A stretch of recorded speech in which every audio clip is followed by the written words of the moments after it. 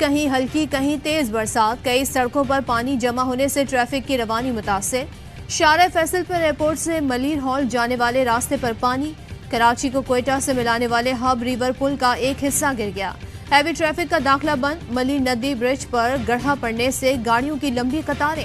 پرانی سبزی منڈی کے قریب سڑک کی کھدائی، حسن اسکوائر سے جیل چورنگی کی طرف جانے والی سڑک بند، شہریوں کو مشکلات۔ بلدیہ ٹاؤن میں کرنٹ لگنے سے ایک شخص جاں بحق۔ آج سب سے زیادہ بارش قائد آباد میں 59 ملی میٹر ریکارڈ کی گئی۔